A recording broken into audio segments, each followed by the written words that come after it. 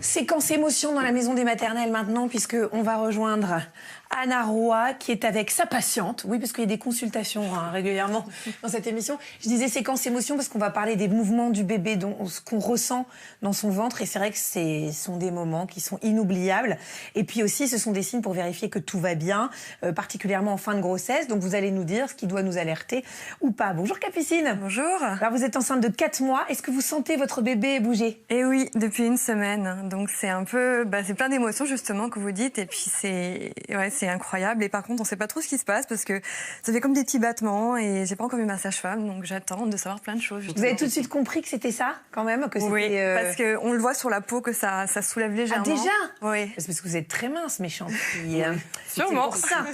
On va faire un petit vrai-faux. Anna, vous êtes OK parce que je sais que vous aimez bien. Alors, le bébé commence à bouger dans le ventre de sa maman à partir de la fin du 3e mois, 4e mois. Est-ce que c'est Non, ça c'est faux. En fait, le bébé bouge bien avant. Seulement, comme il est tout petit et que les mouvements sont du coup presque imperceptibles, la maman ne peut pas les ressentir. Maintenant, il bouge dès le 2e mois. Ça très vite, quoi. Mais parce que vous faisiez, oui, c'est dès le 3e mois, mais en fait, c'est parce que vous ne le sentiez pas avant. Les premiers mouvements du bébé peuvent être perçus comme des bulles d'air dans le tube digestif. Et oui, ça c'est vrai, il y a des femmes qui décrivent ça comme des petites bulles qui éclatent. Elles se disent non, mon bébé bouge pas. Et en fait, quand on leur parle de ça, elles disent mais oui, c'est ça, je le ressens. Et en fait, ça peut être très bien ça, les mouvements du bébé au début. Alors, vrai ou faux, Anna, il faut venir aux urgences de la maternité après 24 heures d'absence de mouvement du bébé. Alors ça me fait péter les plombs. Calmez-vous. Qu'est-ce qui se passe? Je lis ça encore beaucoup sur Internet et dans les bouquins. C'est archi faux. C'est hyper dangereux d'attendre comme ça, hyper longtemps avant d'aller aux urgences de la maternité. Typiquement, vous dites « Ah, mais qu'est-ce qu'il fabrique, mon bébé, là, je sais pas s'il bouge, il bouge pas. » Vous allez manger un truc hyper sucré, confiture, biscuit, enfin vraiment un truc sucré. Un petit jus ou un truc comme ça. Vraiment qui resucre. Vous allez vous allonger 1 heure sur le côté gauche. D'accord. Soit il bouge, on est ravis. Soit il bouge pas et vous allez aux urgences de la maternité. On n'attend pas. Donc on n'attend jamais 24 heures. Non. De toute façon, il faut se faire confiance, nous aussi. Exactement, les femmes sont hyper intelligentes. Il faut pas... oui, vraiment, on n'attend pas 24 heures. Mais non, mais c'est vrai, ça paraît complètement débile. Débile. Bon. Non, mais le coup de gueule est passé, oui, Anna. Ça, vraiment... Alors, on regarde les mouvements à l'échographie pour décider d'un déclenchement, vrai ou faux? Eh bien oui, ça peut paraître bizarre, mais les mouvements nous intéressent à tel point qu'on les observe à l'échographie et que ça rentre dans un calcul de score qui nous permet de décider si on déclenche l'accouchement ou pas. Donc oui, c'est vraiment important.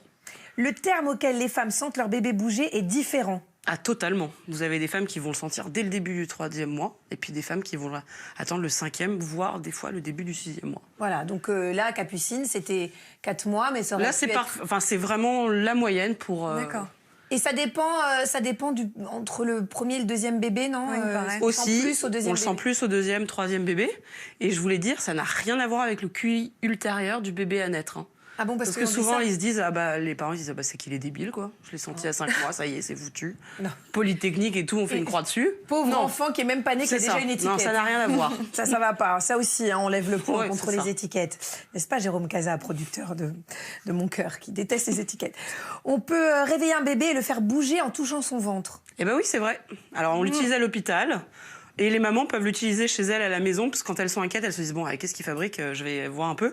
Là, vous vous mettez semi-allongé, je vais le faire moi. Là, il dort, donc c'est parfait, je vais le réveiller. Hop, et puis vous allez vraiment... le pauvre! Quoi? Bon, je le fais Anna, tout le temps, le coup. C'est vrai. Le pauvre. Avoir une future maman sage-femme, c'est pas cool pour les bébés. Donc en fait, vous vous appuyez vraiment de façon... Ah oui, non, là, vous y allez. Donc on fait vraiment une pression. Ouais. Mais laissez-le tranquille, votre enfant. J'ai les abdos contractés, c'est pas facile, mais vraiment, il faut y aller. Mais dis donc, Anna! D'accord. Des fois, je suis là, faut y aller. Et alors, on le fait à l'hôpital. Bon, évidemment, on le fait doucement, comme ça, en faisant des coups de main comme ça, pour réveiller, voir si un bébé est capable de se réveiller. Cela dit, c'est assez surprenant. C'est vrai que la première fois qu'une sage-femme le fait, moi, je me souviens, pendant un monitoring, c'était... Ouais, c'est ça, on est là. Très attention. Les fœtus peuvent sursauter s'ils entendent des bruits soudains et forts. Eh ben oui. Ça, c'est assez drôle de voir ça. C'est-à-dire, si vous faites tomber, je sais pas, une caisse par terre ou vraiment un gros son, et ben, les bébés sursautent exactement comme ils le font. Vous verrez dans son petit berceau. Vous verrez qu'il y a un claquement de porte ou quelque chose. Hop, le bébé sursaute. Et ben, c'est pareil dans le ventre. Et on peut le ressentir. Ok. Alors, est-ce que c'est vrai qu'un bébé bouge moins en fin de grossesse? Ah non, alors ça aussi, ça me fait péter les plombs. Calmez-vous. Ça, surtout pas, c'est pas vrai du tout. C'est pas qu'ils bougent moins, c'est que l'amplitude de leur mouvement est moins forte. Parce qu'ils ont moins de place, mais ils bougent tout autant en fréquence, ils bougent même plus à la fin de la grossesse. Mais ils bougent pas moins. Bon, ça, c'est totalement faux. Ils ont moins de place, quoi. Voilà, donc. J'ai vu des femmes vraiment ne pas s'alerter alors qu'il fallait s'alerter parce que vraiment le bébé bougeait moins. Donc, non, D'accord. très important. Alors, il y a des chercheurs anglais qui ont démontré récemment que l'intensité des coups de pied des bébés était hyper forte. Benjamin Muller en avait parlé dans son JT. Est-ce que c'est Et oui, vrai? ça c'était très rigolo. Il nous montrait que, par exemple, au 7e mois de grossesse, la force était comme 47 newtons. À titre de comparaison, quand on prend un pack d'eau, c'est 10 newtons. Donc c'était 5 fois plus élevé. Donc en fait, moi je trouvais ça vachement amusant comme information. En fait, c'est fort, quoi. Les coups. Ouais, et nous, on est aussi fortes, hein, pour le Ouais. coup, de supporter tout Et ça. puis des fois, vraiment, vous allez voir, ça peut réveiller la nuit. Bon, au début, on n'en bon ressent coup pas dans les grand-chose. côtes. Hein. Ça va. C'est Non, non. c'est un Là, petit c'est battement. sympathique. Là, c'est Voilà, trop bien. Exactement. Alors, Capucine, vous allez peut-être ressentir bientôt les hoquets de votre bébé, vrai ou faux? Bah oui. Ça, vous allez voir. Peut-être, alors c'est un petit peu plus tard dans la grossesse, mais vous allez sentir des secousses rythmiques.